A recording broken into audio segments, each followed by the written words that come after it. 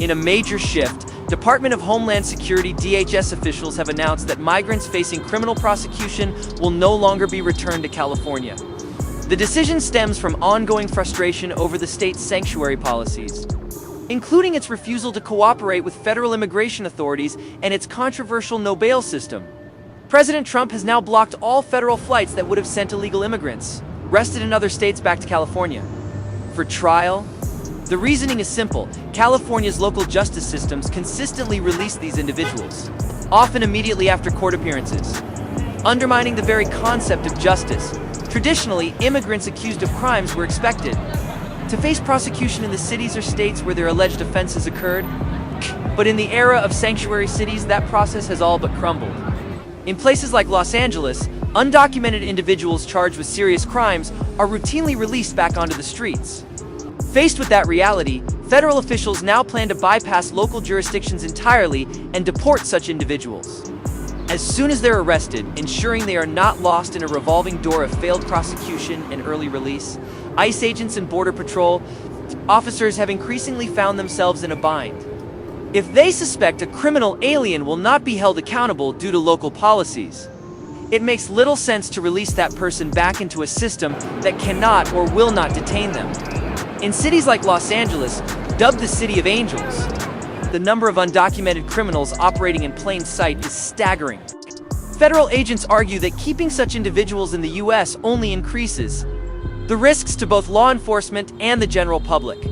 Tensions exploded recently during a federal immigration sweep in Van Nuys. Protesters clashed with federal MHE and recorded federal MHE agents near a Home Depot, and 4 individuals were arrested for vandalism, including one who assaulted a federal officer. Images later emerged showing makeshift spike strips attached to the tires of DHS vehicles. The refusal of California to cooperate with federal immigration enforcement is now creating what some experts describe as an emerging constitutional crisis.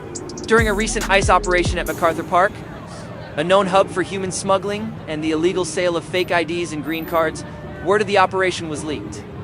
The suspects fled before arrests could be made, and even the mayor of Los Angeles appeared on the scene to demand ICE's immediate departure.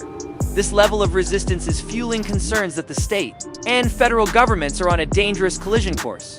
MacArthur Park, far from being an innocent public space, has long functioned as a base of operations for organized crime, including human trafficking rings. Yet when ICE moved in to conduct arrests, not only did activists leak the plans, they physically disrupted operations and enabled criminals to escape.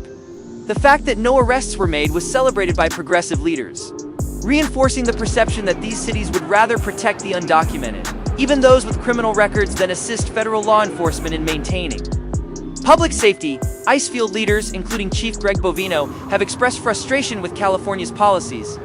He recently posted online about a Chinese national picked up in LA who was wanted for assault with a deadly weapon. Normally, such a suspect would be handed over for state prosecution.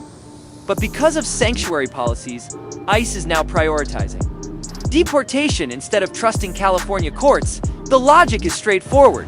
Why risk releasing dangerous individuals back into the population when federal removal is an option? The frustration among federal authorities is not limited to one case. ICE has documented numerous examples of violent offenders being released without consequence due to local resistance. In one case, Venezuelan gang members squatting in an apartment and carrying unlicensed weapons were let go by a judge.